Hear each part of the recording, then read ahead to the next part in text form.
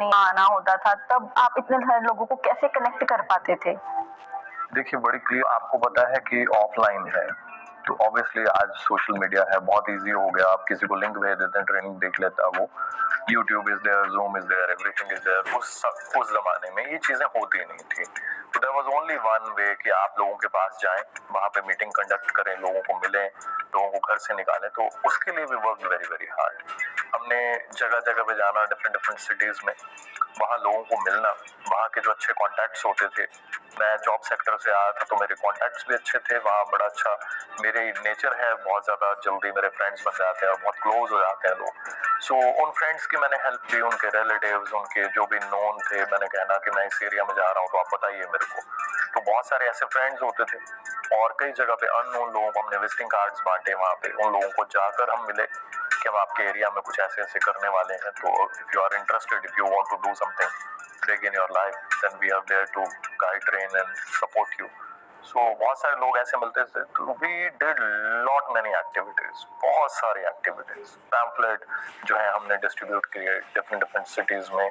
मतलब I remember उस जमाने में कोई ऐसा घर नहीं होता था जहाँ पे हमारा पोस्टर ना पड़ा हो, pamphlet ना हो। बहुत ज्यादा मेहनत की, टीम्स के साथ मैंने खुद जाना, एक एक घर में जाके लोगों को मिलना, फिर उनको इनवाइट करना कि हमारी मीटिंग है।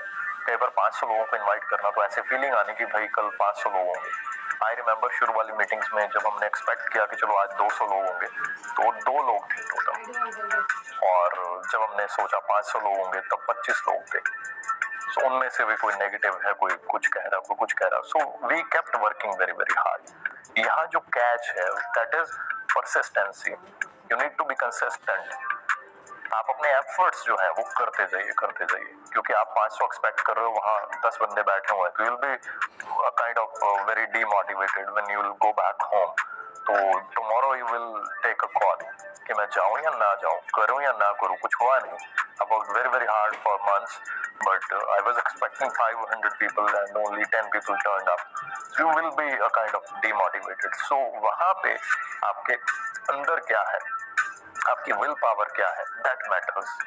तो वो मुझे कभी विल पावर में कमी नहीं लगी। Like I told you in the starting कि I belong to a very small city, तो बड़ा माइंड क्लियर था कि मैं इस सिटी से निकलूंगा तो एक दिन अमेरिका भी मेरे लिए लोकल हो जाएगा। एंड सेम ऐसे आज दुनिया भर की पता नहीं कितनी कंट्रीज के वीजा मिल चुके हैं, कितनी कंट्रीज में मैं घूम चुका हूँ। So mind, vision and yes, उसके लिए एफर्ट्स, उसके लिए सीखना, लर्निंग मोड। मैं आज भी बहुत ज्यादा पढ़ता रहता हूँ, बहुत ज्यादा सीखता रहता हूँ। कोई भी टॉपिक आ जाए जो मुझे लगता है वो रेलिवेंट है, मेरे काम आ सकता है, मैं उसके बारे में स्टडीज पढ़ता हूँ, थीसिस पढ़ता हूँ। सो आपको सीखने की बहुत ज्यादा जरूरत है। और एक इम्पॉर्टेंट चीज और है ना, देखिए अगर आपकी ट्रेनिंग्स में दम है, इफ यू आर प्रैक्टिकल, लोगों को फायदा मिल रहा है, लोगों की हेल्प हो रही है, तो लोग क्यों नहीं आएंगे।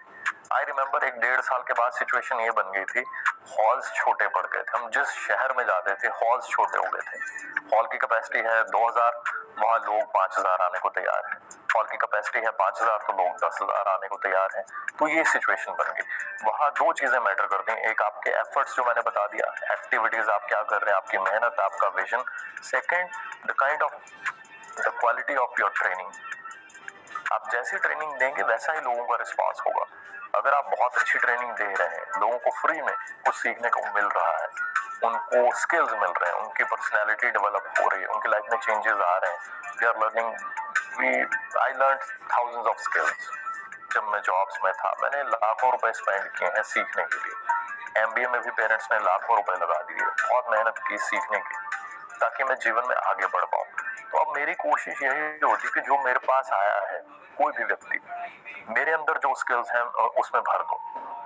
तो जब उसके दिल में जाती हैं वो चीजें, और फिर वो मतलब ट्रेनिंग की आप बात छोड़िए, ट्रेनिंग तो हम कहते हैं कि लंदन में है ट्रेनिंग, तो लोग वहां पहुंच जाएंगे झूमते हुए, क्योंकि उनको पता है उनको क्या मिलना है ट्रेनिंग्स में। So people love the trainings. Sir चलो अपने स्टेट में तो हम लोगों को जानते होते हैं, लेकिन जैसे अलग स्टेट में जाके काम शुरू करना, फिर आपको स्टार्टिंग में डर नहीं लगा उस टाइम पे कि लोग ट्रस्ट कैसे करेंगे, कि कोई चलेगा साथ या नहीं चलेगा? बहुत सारे लोग डर की वजह से ही नहीं आगे बढ़ पाते। देखिए डर वाली बात नहीं है यहाँ पे, फिर मेहनत और स्किल्स वाली बात है। अगर हमारे में मेहनत है, अगर हम सच्चे और ईमानदार हैं, तो मुझे कभी डर नहीं लगा कि मैं उस शहर में जाके काम करूंगा।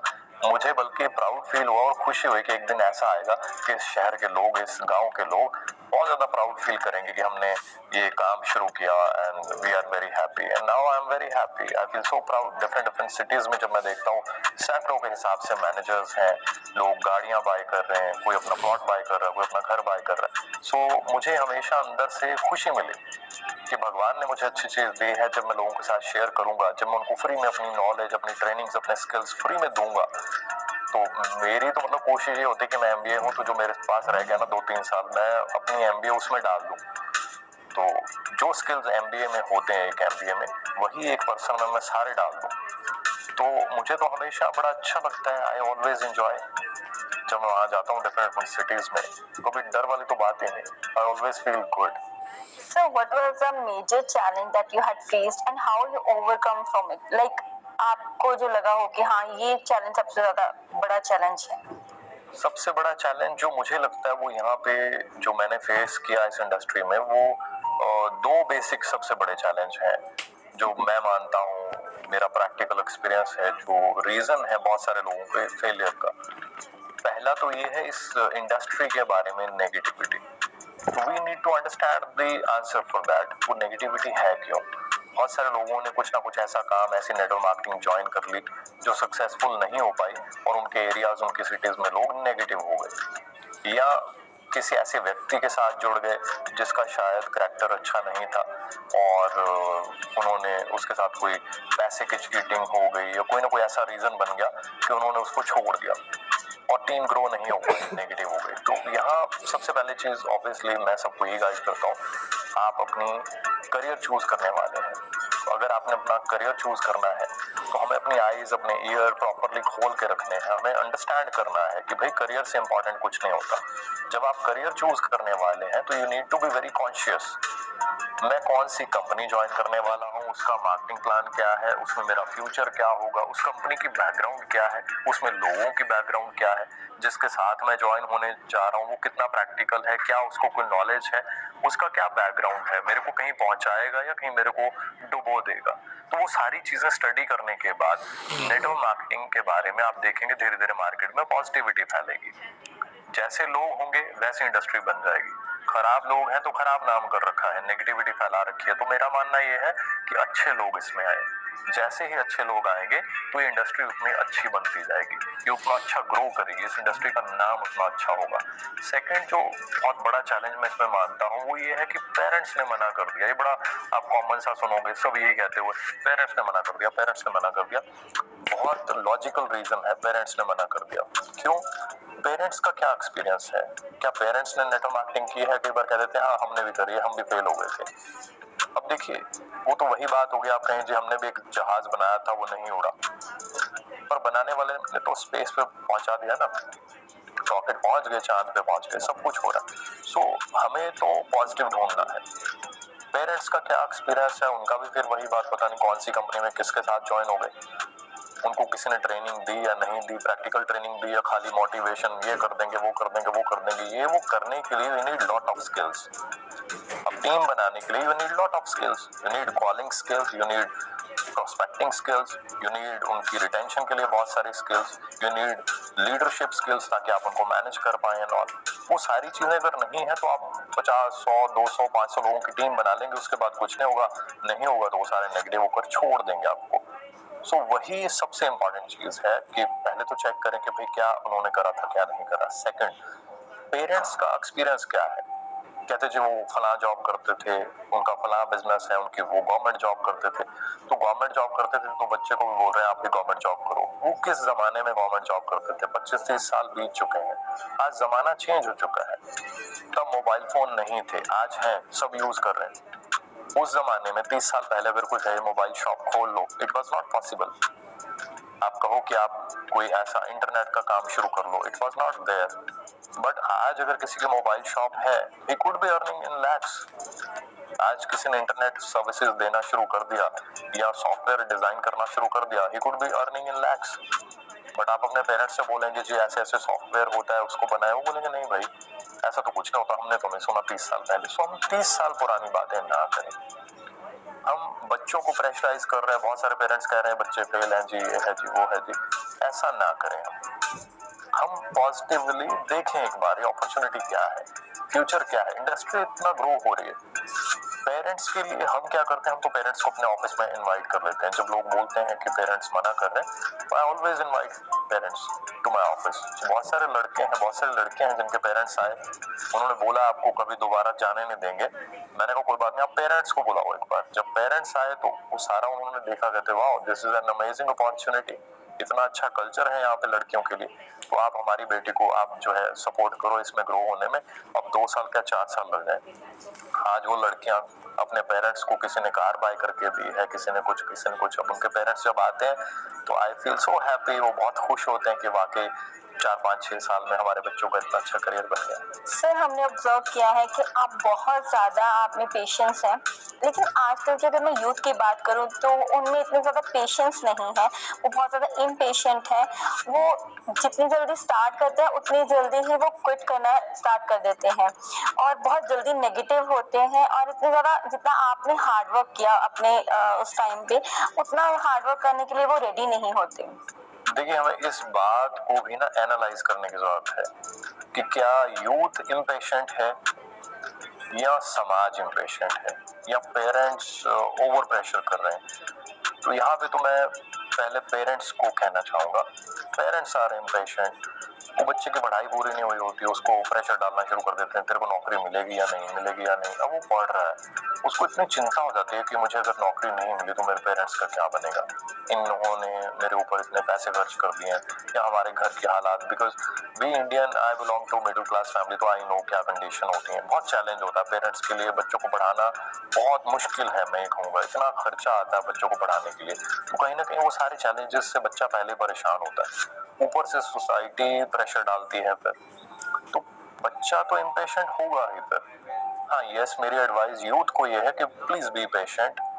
इम्पेशेंट होकर, है ना, शॉर्ट साइटेड होकर मिलना कुछ नहीं है। 10 दिन यहाँ काम करेंगे, 15 दिन यहाँ काम करेंगे, 20 दिन यहाँ काम करेंगे और फाइनली फेलियर। उससे बेटर है आप एक काम को अच्छे से स्टडी करें, शुरू करने से पहले 10 बार स्टडी करें, जब कर लें उसको शुरू फिर उसको करते जाए। बट यूथ को ये कह देना कि यूथ इम्पेशेंट है या हार्ड वर्क नहीं करता, क्विट कर देता है या छोड़ देता है। कई बार मैंने बहुत सारे लोगों को सुना कहते हुए कि दम नहीं है जी, ऐसा कुछ नहीं है। मैं ये मानता हूँ ये वो यूथ है जिसने नासा बना दिया, जिसने चांद पे रॉकेट पहुंचा दिया, जिसने पता नहीं क्या क्या टेक्नोलॉजीज, क्या क्या इनोवेशन कर दी है। So never under estimate the power of youth. Yes, आज के टाइम में यूथ डायरेक्टेड नहीं है, राइट डायरेक्शन में ना जा रहा यूथ, वो एक चैलेंज है। तो यूथ को हम मैसेज दे सकते हैं कि भाई आप अपने करियर को सबसे इंपॉर्टेंट अंडरस्टैंड करें। सबसे पहले आपके लिए क्या है, आपका करियर। आपका करियर बन जाता है तो आपको सारी चीजें मिल जाएंगी, अच्छी जगह आपकी शादी हो जाएगी, अच्छे घर में आप चले जाएंगे, अच्छा घर आप बना लेंगे, अच्छा ऑफिस बना लेंगे, पेरेंट्स की सेवा कर सकते हैं। जब सब कुछ है, पैसा है, तो पैसा खा नहीं सकता कोई भी इंसान। फिर आप दूसरों की मदद कर सकते हैं। चैरिटेबल कितनी अच्छी अच्छी ऑर्गेनाइजेशन है, आप जाके देखिए कितने अच्छे अच्छे काम कर रहे हैं। बहुत सारे बुजुर्ग, बहुत सारे बच्चे जिनको खाने को नहीं मिल रहा, किसी भी तरीके आप उनकी मदद करेंगे जब, तो यू विल फील ब्लेस्ड कि वाओ, आपको अपना खाना खाते हुए मजा आएगा कि यस आज मैं खाना खा रहा हूँ, मैं वहाँ इतने बच्चों को ऐसे ये उनकी सपोर्ट करके आया। यू विल फील ब्लेस्ड, इतने बच्चे पढ़ रहे हैं, इतने बच्चे आगे बढ़ रहे हैं करियर में मेरी वजह से। सो ऐसा जब आप सोचेंगे you will feel blessed. So don't under estimate the power of youth. Youth is, yes I can say is misguided. Youth के ऊपर प्रेशर डाला जा रहा है, जॉब जॉब जॉब। उसको पता है 40 साल जॉब करने के बाद भी छोटी मोटी जॉब। अब जॉब क्या है आप अंडरस्टैंड कीजिए। आप न्यूज़पेपर में पढ़िए 2 लाख लोग जॉब के लिए अप्लाई करने गए हैं, वहां पोस्ट कितनी है 400।